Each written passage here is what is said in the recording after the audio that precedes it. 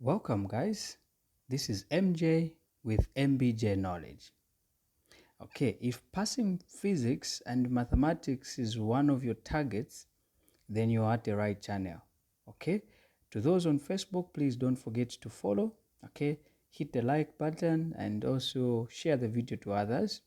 Those on YouTube, you also like the video. Don't forget to share and don't forget also to subscribe to this channel so that you don't miss out because we have some good news for you. Okay, today we have a tutorial. We want to answer a question that comes under work, energy, and power. This is a very powerful topic that never misses in your exams. Okay, in your science paper 1, this question under work, energy, and power, it's always there.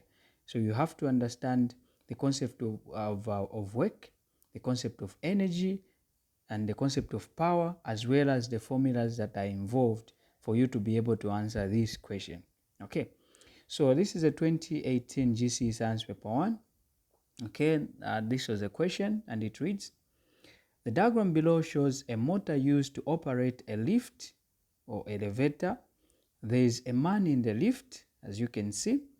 Okay, the input power of the motor is 6,200 watts.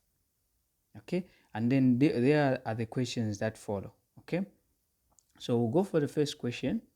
They're saying define power.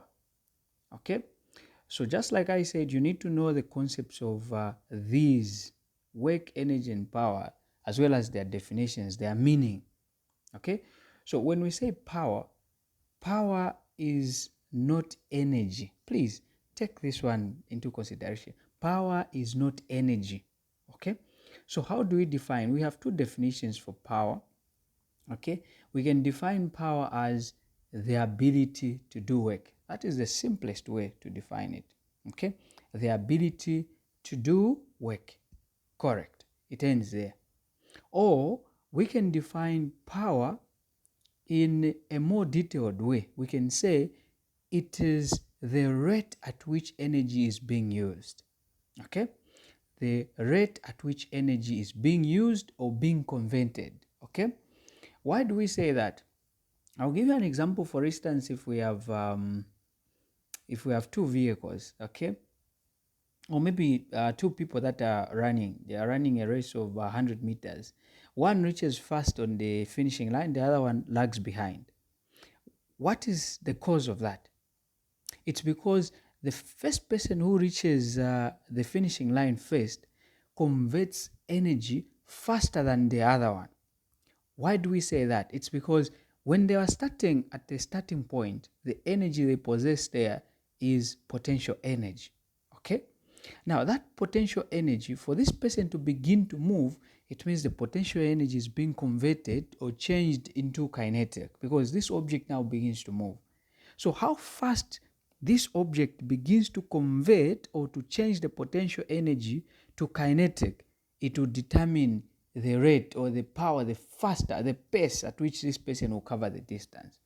Okay, we proceed to the second question. The second question, B, says, the lift and the man have a total mass of 580 kg. The lift moves up a distance of 12 meters in 15 seconds. Okay, perfect. Question B1 says, calculate the tension force in the cable when the lift is moving at constant speed.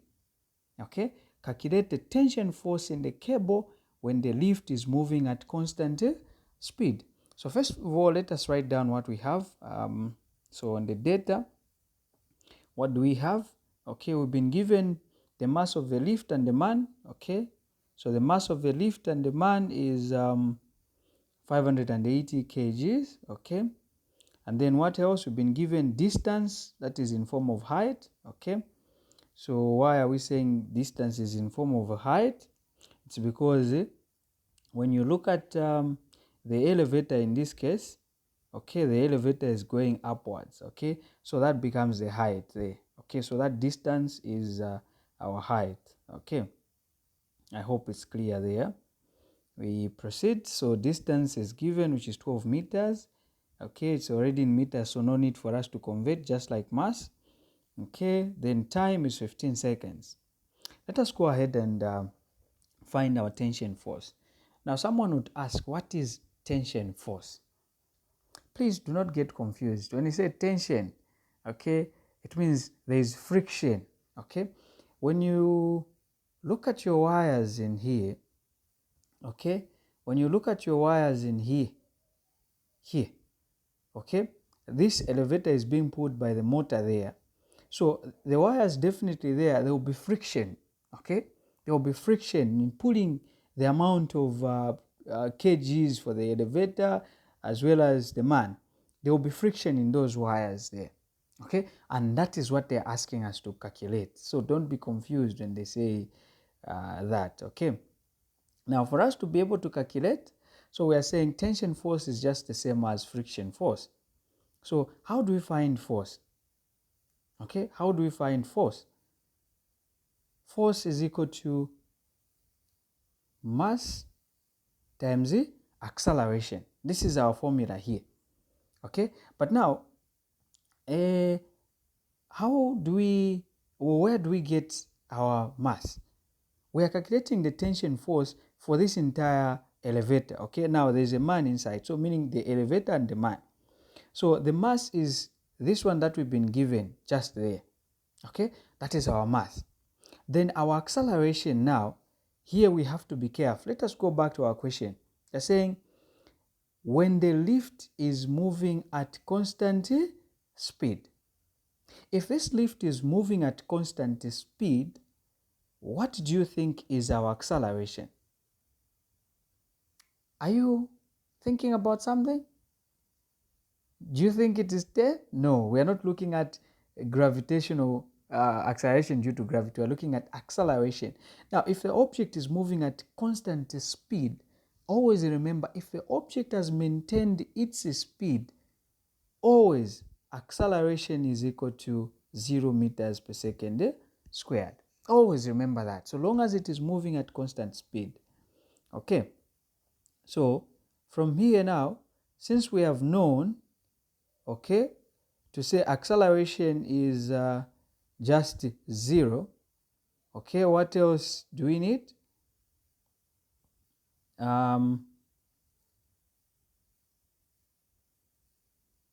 Acceleration is 0, okay, so now we can go ahead and calculate. Okay, so our mass is equal to 580, given the acceleration as 0. Why 0? It's because it is moving at constant speed. Okay, so when you multiply 580 times 0, we get tension force as equal to 0 newtons. Okay, I hope it's clear there. We proceed. Okay, question B2 says calculate the increase in gravitational potential energy of the lift and the man. Okay, the increase in gravitational potential energy of the lift and the man. Okay, on our data, just bring down the data that we had written earlier. Okay, this data here. Please, you should remember to say gravitational potential energy is the same as potential energy. The only difference is that because this object is being lifted from the ground, or it is being lifted to a particular height, so now this potential energy changes into gravitational because you are looking at it in terms of gravity, okay, acceleration due to gravity in short. Okay, so no wonder there's a word gravitational potential energy there. Okay, but it is the same as potential energy. So potential energy is given as what? Okay, mass times gravity times height. Okay, what is our mass in this case? Our mass, we are looking at the mass of the man in that elevator as well as the mass for the elevator, which we've been given as 580 there. Okay, so we're just going to substitute on the mass. We'll say 580 times the gravity, acceleration due to gravity is 10. Okay, and then the height is 12 meters. So the mass and the height, we are not converting them. They are already in correct units. Mass is in kgs, height is in meters. So we go ahead and calculate. So let us substitute our values. Okay, so we have 580 times 10 times 12. Okay, so you can pause the video so that you multiply and check your answer here. Okay, so we're going to get 69,600 joules. Okay, that joules, the J should be in capital letters. Okay, so we are done with question B, Roman numeral 2. We go to the last question, which is calculating the efficiency of the motor. Okay, please do not be confused. I'll explain how I've gotten all these and why this formula. Okay, so first of all, you need to know or understand to say efficiency can come in different phases. Okay, sometimes we can calculate efficiency using mechanical advantage and velocity ratio. Okay, so we can calculate efficiency using mechanical advantage and velocity ratio. Sometimes we can calculate efficiency using work done. Okay, using work done. So you can use work. You can calculate efficiency using power. Okay, you can calculate efficiency using what? Energy. Okay, so all these, when you understand the concept here, it becomes very easy. So when you look at our question here, okay, do you think we are going to use energy to calculate our efficiency?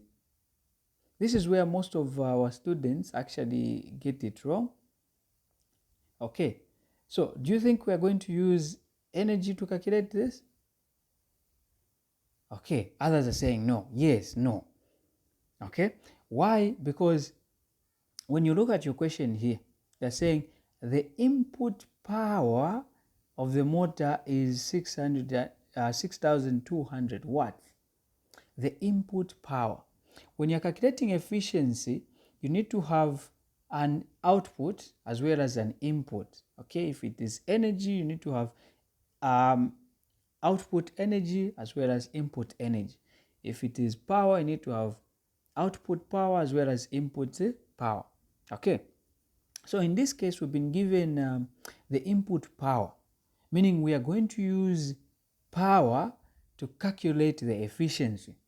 Okay, so this is our first power, which is the input power. Okay, but we don't have the output power. So if you look at on the data here, I've even indicated to say power output. The PO represents power output. It's question mark, we don't know, but we can calculate. Here on Roman numeral 2, B Roman numeral 2, we calculated the potential, the gravitational potential energy, right, of the lift and the man.